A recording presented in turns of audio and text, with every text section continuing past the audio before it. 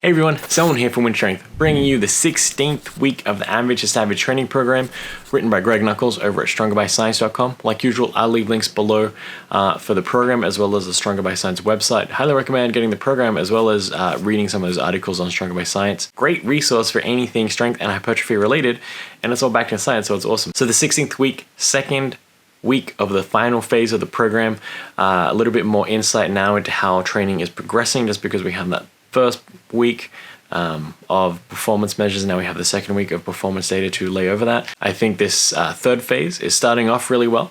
We're seeing some performance increases over last week. We're exceeding some of those rep targets that were listed out in the program.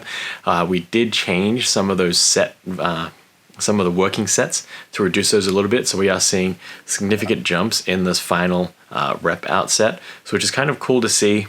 But I am curious to see how that will affect training in the long run over the next 4 weeks of that. But it is kind of cool to see how those weights are jumping up without having that excessive volume. More so, we just included that in just for some experimentation. I'm curious to see how that'll affect training. No real reason other than that. So the 4-day frequency is working out quite well. Having slightly fewer exercises to do per training session does allow me to do some extra accessory movements towards the end of each day. When I was doing 3-day-a-week workout sessions, stretch that kind of pushed that 2-hour time limit, and we really were able to do the compound movements that were listed in the program. Couldn't really squeeze in any extra movements there, but having that extra time in each day is kind of useful because we're able to throw in some things like some extra back work, some extra arm work, and some extra abs, and some strongman movements every other week. So I think we're striking that balance between not overdoing it. I definitely want to keep the workouts within that 90-minute time frame.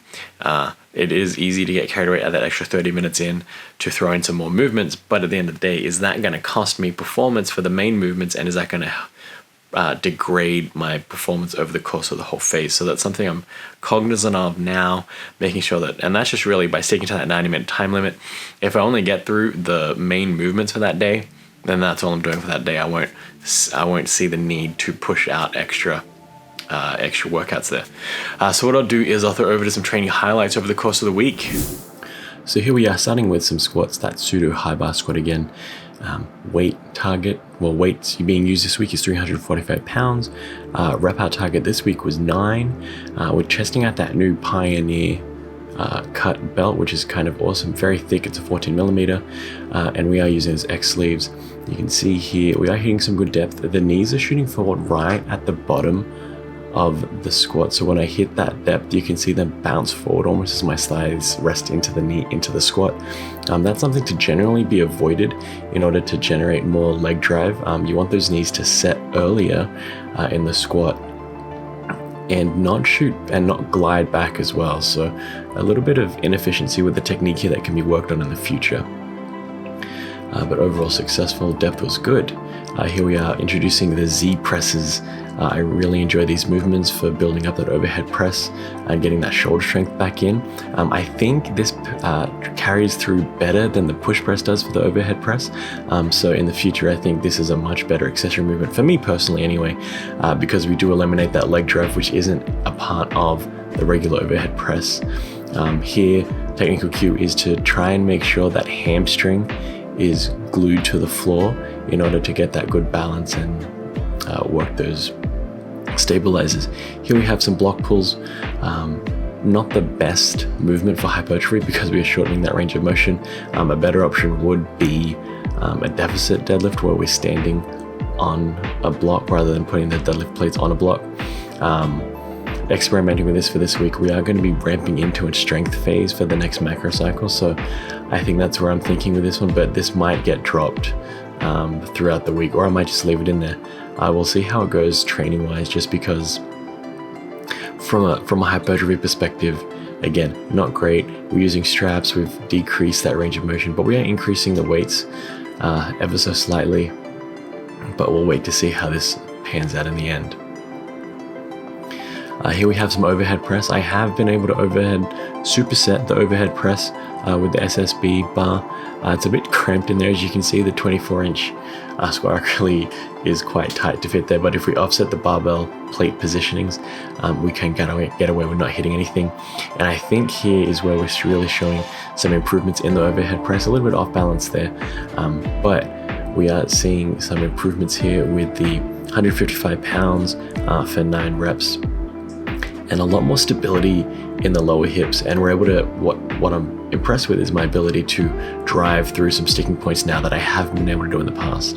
Here we have the high incline bench press, one of the 2 kind of bench press variants we're doing this week. I think this is a good hybrid movement to work with both the overhead press and the bench press. I find that this doesn't really interfere with my shoulder injury or aggravate it any at all. Moving on here to the T-bar rows. I quite like this as an overloading movement. I like to use the belt just because it does stabilize that and kind of reduce some of that systemic stress from the course of the week. Again, look at how you're programming for the week rather than how you're performing for that day. It is an accessory movement, so I might recommend generally to not use the belt for barbell rows, but because we are doing some deadlifting that we want to focus on, as well as that overloading deadlift movement, I do want to save some of that lower back strength. Here we have some deadlifts, 295 for sets of 7. Again, we're opening them that first week. I am just doing bouncing off the floor, which I don't care too much about since it's a hypertrophy focused phase. Again, different variants for different phases. I haven't really done the bounce for a long time, so I think this is fine, especially when we're not really focused on how much weight is getting deadlifted, rather how many times we can deadlift. And I think that's going to help build up some lockout strength too. And then if we combine this with a block deadlift, we should really be doing that deficit deadlift rather than that block deadlift to offset the bouncing deadlifts here. And we have some barbell rows, get a little bit of body English and get momentum to get that weight up, but we're really trying to build this up. This is more of a heavier barbell row than I have done in the past. So we're looking at 7 reps rather than a higher rep range. Again, that's why I'm using the belt for this movement, treating it as a main movement rather than an accessory movement. And here we have some pause squats with the SS stroke barbell. Be sure to check out my pause squat video that I'll link in the corner. But I quite like these as an accessory movement for the squat. I am going slightly lower than I need to. You can see here I'm breaking below parallel and I'm kind of resting my thighs on my calves there as a bit of a break at the bottom there. So not the best technique. I really should be hovering there and maintaining that tightness in the body. We're not really achieving what we're meant to, even though we do pause at the bottom. We're kind of taking away a little bit of that tension at the bottom of the squat here. But here's an example of where we actually want to increase that time under tension in contrast with that block pull. Again, harping on the block pull this week, but I don't think it's great for hypertrophy. We're actually increasing the time under tension, making the movement more difficult while having to use lesser weights. And we're able to also increase that, not necessarily range of motion, but the amount of time we're spending under that barbell with that weight loaded onto the musculature, which, yes, helps with strength, but with the hypertrophy focus in mind, will definitely help towards that. Because if we time this is probably the longest little video segment we've got in this series here. So that'll wrap up the 16th week of training. If you missed out on my recap of phase 2, make sure to check that video out right here. Make sure to tune in next week for the 17th week, halfway through the 3rd phase of the Average to Savage training program. This has been Selwyn from Wynn Strength, and remember, a better life through strength. Then hypertrophy.